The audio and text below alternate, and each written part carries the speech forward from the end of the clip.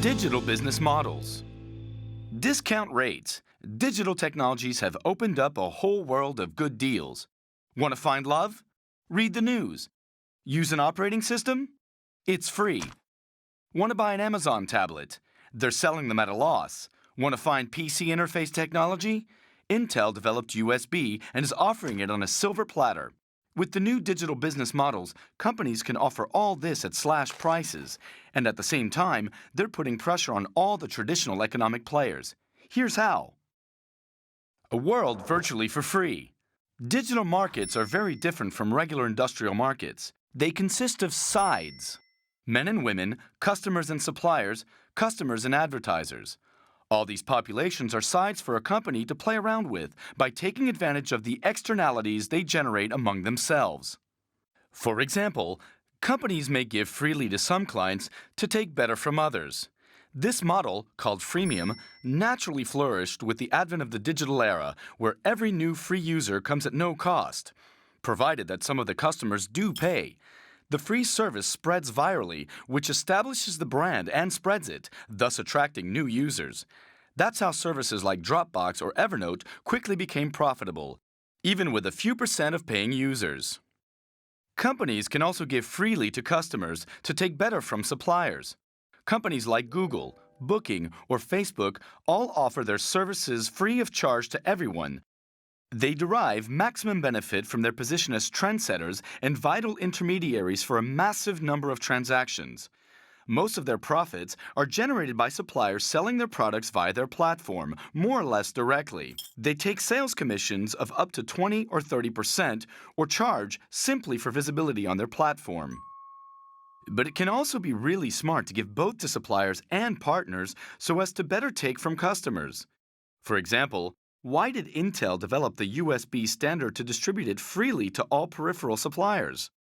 Why did Nest develop a free standard so that all home devices could communicate, including those of competitors?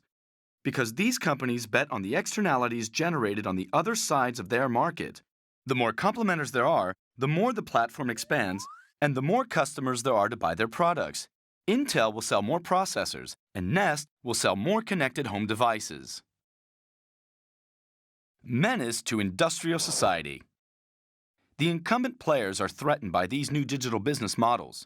Long-time product and service suppliers are still playing by old rules. They make a margin on the difference between the price and cost of their offers. They can quickly be overtaken or replaced by companies playing on several sides of the market. Service providers were the first to be hit. Record labels, taxi companies, and travel agencies are naturally losing ground to platforms offering a better service at discount rates. The world of hardware is also affected by actors able to exploit the externalities generated across the different sides of the market. Take the car industry. Google swept in and spread its Android Auto standard to onboard computers throughout the world for free. It'll soon be able to exploit the massive information recorded by vehicles. It also has captive customers stuck in their vehicle for 2 hours a day. Yet, vehicles are going to become increasingly smart and autonomous, and manufacturers will be less and less able to exploit this mass of externalities. Remember what happened to companies that kept to just manufacturing mobile phones. Take heating. Carnot Computing exploited the simple fact that a processor creates heat. It therefore sells heaters made of processors, and it sells them at discounted prices, as it also sells the computing capacities of these heaters, accessible to anyone in the world at a discounted price. Menace to digital society. It may seem like the die has been cast. Everyone seems to get something out of it, but actually, the battles are ongoing. First, between the platforms themselves. The profits generated by these super intermediaries attract competitors, which attack by positioning themselves differently. Dating sites are some of the most hotly challenged. But the sites themselves are also challenging this nice model. They are, or will be, tired of seeing the externalities they've created escape them.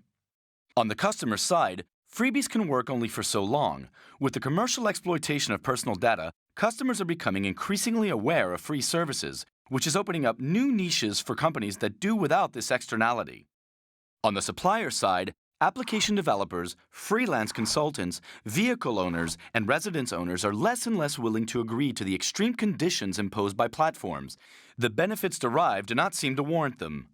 On the competitor side, partners are less and less willing to be tied down to a single standard.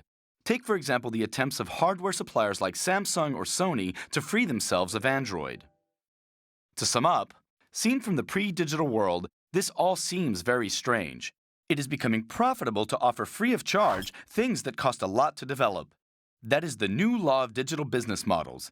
Investing in one side of the market generates positive effects on the other sides. The key challenge is knowing how to exploit them while keeping everyone happy.